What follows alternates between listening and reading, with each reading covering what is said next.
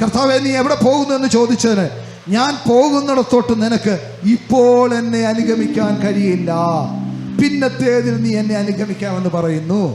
2 പദമാണ് എൻ്റെ ഹൃദയത്തെ തൊട്ടത്. യേശുവിനോട് ചോദിക്കുകയാണ്, യേശുവേ നീ എങ്ങോട്ടാ പോകുന്നത്?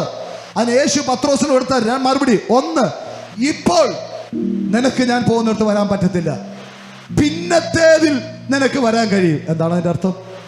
പത്രോസേ, ഞാൻ പോകുന്നിടം എനിക്കറിയാം. ഞാൻ പോകുന്നത് കാൽവരിയിലോട്ടാണ്. ഞാൻ പോകുന്നത് 3 ആണിമേൽ തൂക്കപ്പെടാനാണ്. അവിടോട്ട് നിനക്ക് വരാൻ പറ്റുമോ? ഹന്നാവിന്റെയും കയ്യാഫാവിന്റെയും പീലാത്തോസിന്റെയും അരമനയിൽ എനിക്ക് പോകേണ്ടതായിട്ടുണ്ട്. അവിടോട്ട് എനിക്ക് വരാൻ പറ്റുമോ? ഒന്ന് പറ, ചേർന്ന് പറ. പറ്റത്തില്ലെന്നേ. അതാ യേശു പറഞ്ഞ, ഞാൻ പോകുന്നിടത്തോട്ട് എനിക്ക് വരാൻ പറ്റത്തില്ല. ഞാൻ കാൽവറിയിലോട്ട് പോകുന്നതില്ല, ലാസ്റ്റിലാണ്. പക്ഷേ അതിന്റെ മുമ്പിൽ ഹന്നാവിന്റെ ആ രാജകൊട്ടാര അങ്കണത്തിന്റെ അകത്ത് പോലും നിനക്ക് വരാൻ പറ്റത്തില്ല. സ്തോത്രം. അതുകൊണ്ടാണ് യേശുവിനെ പിടിച്ചങ്ങോട്ട് കൊണ്ടുപോകുമ്പോൾ, ഹന്നാവിന്റെ അടുത്തോട്ട് കൊണ്ടുപോകുമ്പോൾ, ഒരു ബാല്യക്കാരത്ത് ഇങ്ങോട്ട് ഇറങ്ങി വന്നിട്ട് പത്രോസിന് ഒരു നോട്ടം നോക്കിട്ട് പറഞ്ഞു, ഡാ, നീ അവന്റെ കൂടെ ഉള്ളവനല്ലയോ? നീ യേശുവിന്റെ കൂടെ ഉള്ളവനല്ലയോ? പത്രോസിന്റെ മുട്ട് പറിച്ചു.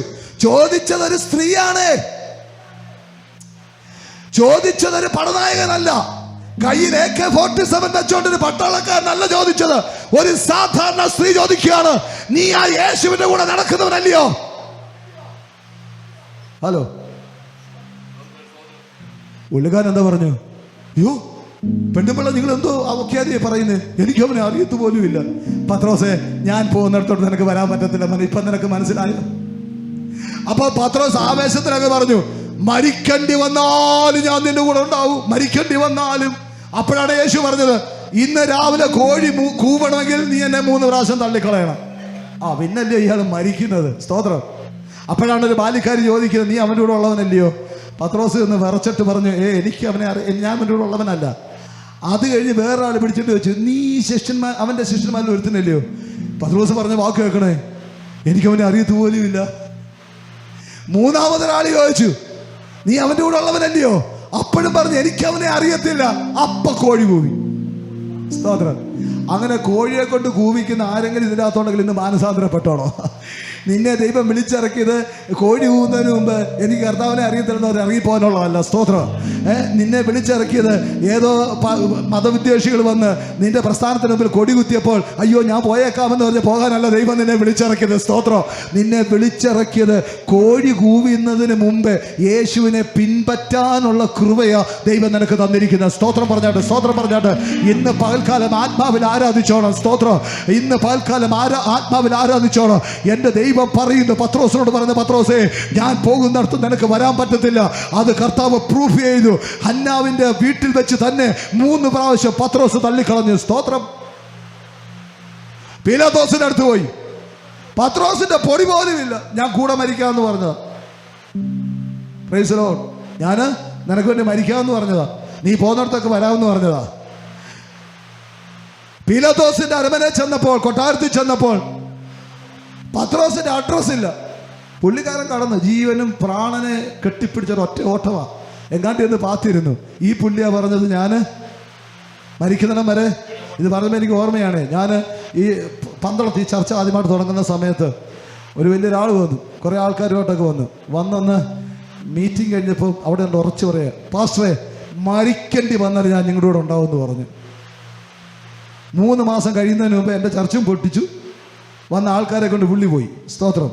ഈ പറച്ചിൽ പോലല്ല പ്രവൃത്തി. അടുത്ത് ഇന്നോട് പറഞ്ഞു, നിങ്ങളുടെ അടുത്ത് പലരും പറഞ്ഞിട്ടുണ്ടായിരിക്കാം, നിന്നെ ഞാനങ്ങ് സഹായിക്കാം, അപ്പം പറഞ്ഞിട്ടുണ്ടായിരിക്കാം, അമ്മ പറഞ്ഞിട്ടുണ്ടായിരിക്കാം, പാസ്റ്റർ പറഞ്ഞിട്ടുണ്ടായിരിക്കാം. ഇതൊന്നും നടക്കാൻ പോകുന്നില്ല. സമയം വരുമ്പോൾ അവൻ രക്ഷപ്പെടും. Praise the Lord. കർത്താവേ, ഞാൻ മരിക്കാൻ റെഡിയാ. എൻ്റെ പൊന്നു പത്രോസേ, എന്നെ പിടിച്ചുകൊണ്ട് പോകുന്നത് പോലും കാണാനുള്ള തൻ്റെ ഇടം നിനക്കില്ല, പിന്നല്ലേ നീ എൻ്റെ കൂടെ വരുന്നേ. സ്തോത്രം. എന്നിട്ട് ഭാരമുള്ള പച്ച പൈൻമരത്തിൽ വെട്ടിയ ഭാരമുള്ള കുരിശുമായി എൻ്റെ കർത്താവ് മുറിപ്പെട്ട ശരീരമായി ഗോൽഗുൽത്തായിലോട്ട് നടക്കുകയാണ്.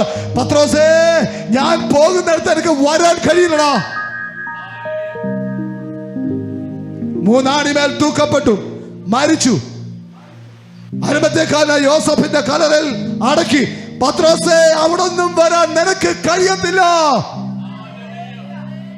ബൈബിൾ അറിയാവുന്നവർക്ക് ഹല്ലേലൂയ പറയാൻ പറ്റും. സ്തോത്രം. പക്ഷേ മറിയ വന്നിട്ട് നിന്നോടൊരു കാര്യം പറഞ്ഞു, യേശുവിനെ അവിടെ കാണുന്നില്ല, കല്ലറയ്ക്കകത്ത് യേശുവിനെ കാണുന്നില്ല. സ്തോത്രം. അവന്റെ റൂമാൽ അവിടെ അഴിച്ചു വച്ചേക്കുന്നു, യേശുവിനെ അവിടെ കാണുന്നില്ല. പത്രോസും യോഹന്നാനും യാക്കോബും ഒറ്റ ഓട്ടമാ. അന്നേരം പത്രോസ് ഓടി. പക്ഷേ പത്രോസേ, നീ വരുമ്പോഴൊന്നും കല്ലറയ്ക്കകത്ത് ഞാൻ ഉണ്ടാവില്ലടാ. മനസ്സിലായോ?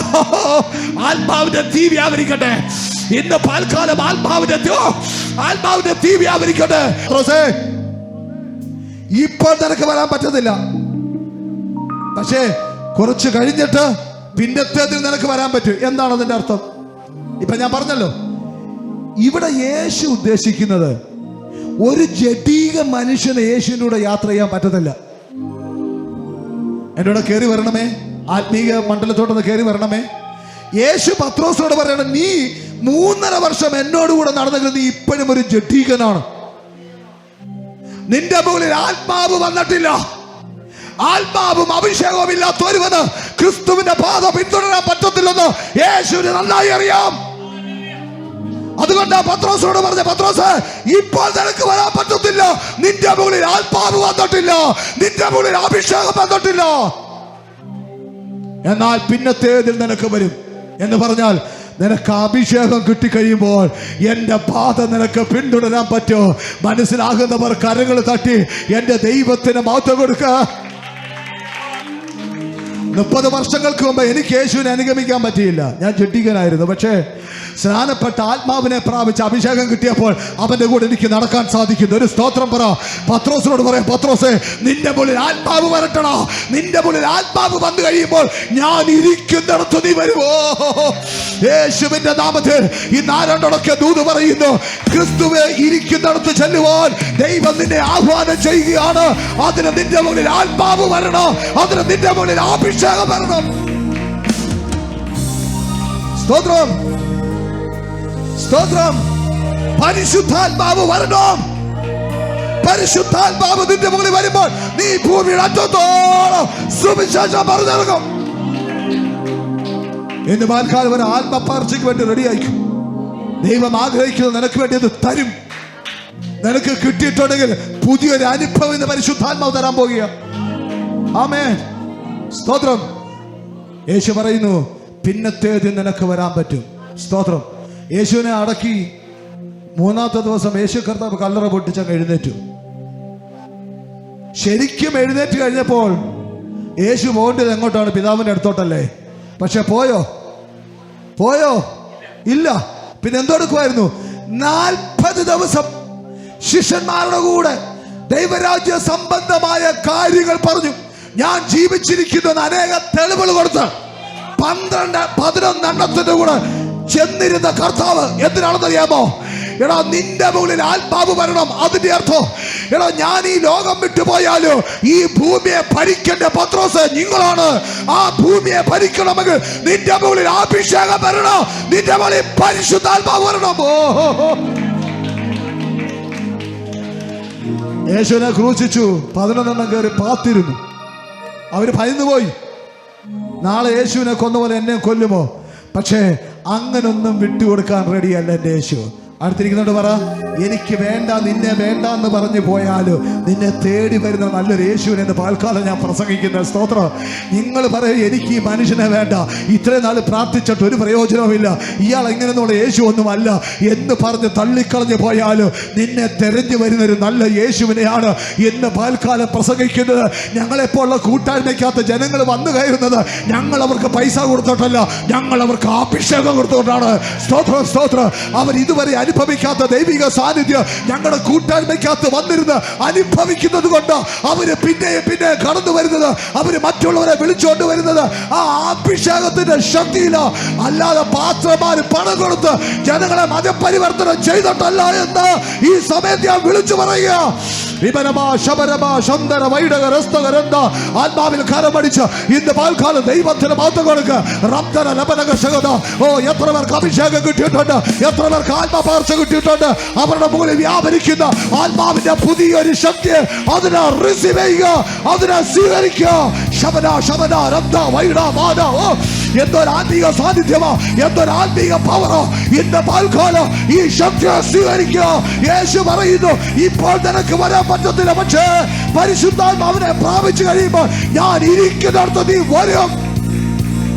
ഓഹോ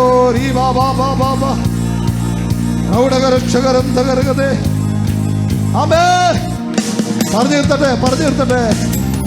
പാത്തിരുന്നു, പക്ഷേ യേശു കഥ വിടാൻ റെഡിയായില്ല.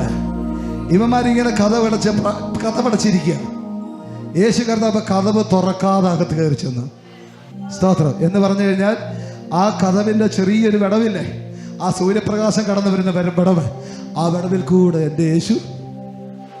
എത്ര പേര് വിശ്വസിക്കുന്നുണ്ട് യേശുവിന് ഇങ്ങനെയൊക്കെ പറ്റും? വന്നു നിന്നപ്പോൾ കർത്താവിന്റെ ചങ്ക് പൊട്ടിപ്പോ. തുടക്കത്തിൽ ഒന്ന് കലങ്ങിയതാ, ചങ്ക് കലങ്ങിയത്. ആര് കലക്കി? യൂദ കലക്കി. അവൻ തൂങ്ങിച്ചെന്നു. ഇനിയും എൻ്റെ പ്രതീക്ഷ മുഴുവൻ ഈ 11 മണ്ടയ്ക്ക. ഞാൻ അവനോട് പറഞ്ഞത്, ഇപ്പം നിനക്ക് എൻ്റെ കൂടെ വരാൻ പറ്റത്തില്ല, പക്ഷെ പിന്നത്തേതിൽ വരും. ആ പിന്നത്തേതിലോട്ടൊന്ന് വരുവാൻ യേശു 11 എഴുന്നേറ്റ് നിർത്തിയിട്ട് ഒരൊറ്റ ഊത 11 നിരക്കി നിർത്തി. ഒരൊറ്റ ഊത എന്നിട്ട് പറഞ്ഞ് ആത്മാവിനെ പ്രാപിക്കുക. ആ ഒരു ഊത്തിന്റെ ശക്തി ഈ ഹാളിന്റെ അകത്തായി ഇറങ്ങുക. ചലനമുകളെ യേശു കർത്താവ് ഊതി പരിശുദ്ധാത്മാവിനെ പ്രാപിക്കുവാൻ തക്കവണ്ണം നിന്റെ മുകളിലോട്ട് പറഞ്ഞു വിടുന്നു. അതിനെ സ്വീകരിക്കുക.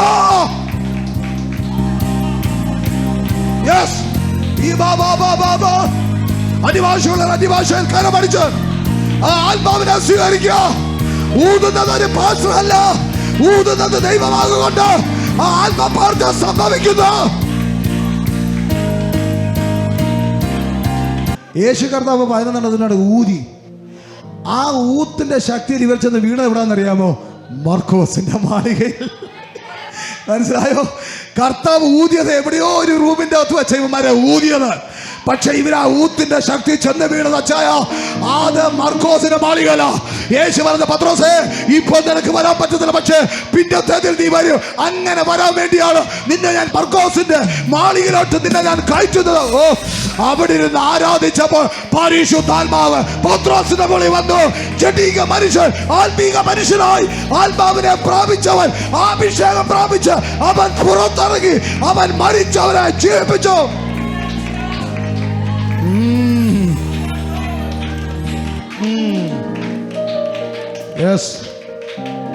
അതിശക്തമായ ദൈവ സാന്നിധ്യം അനുഭവിക്കുന്നവർ എന്റെ കർത്താവിനെ സ്തുതിക്കുന്നു. മർക്കോസിന്റെ മാളികയിൽ ഊതിക്കയറ്റിയ എന്റെ കർത്താവ്, നിങ്ങൾ യെരൂശലേമിൽ തന്നെ കാത്തിരിക്കണമെന്ന് വാക്ക് പറഞ്ഞ കർത്താവ് അവിടെ തന്നെ കാത്തിരിക്കാൻ മനസ്സ് കാണിച്ചപ്പോൾ ഊതി മർക്കോസിന്റെ മാളികയിൽ കയറ്റിയ എന്റെ യേശു അവിടെ ഇട്ട് പരിശുദ്ധാത്മാവിനെ അവർക്ക് കൊടുത്തു.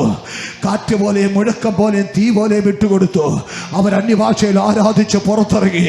യേശുവിനെതിരായിട്ട് യഹൂദന്മാരോട് അവന്റെ വിശ്വാസം വിളിച്ചു പറഞ്ഞു, സുവിശേഷം പറഞ്ഞു. 3000 പേരെ സ്നാനപ്പെടുത്തി യേശുവിനെ ആദായമാക്കിയവൻ. ഇന്ന് അത്ര ഒരു അനുഭവം ഇവിടെ ഇരിക്കുന്ന ആരുടെയൊക്കെ മുകളിൽ ആത്മാവ് ഇറങ്ങി വന്ന് നിന്നെ ഒരു അഭിഷിക്തൻ മണ്ഡലത്തിലോട്ട് പരിശുദ്ധാത്മാവ് നിന്നെ കരം പിടിച്ച് ഉയർത്തുന്നു.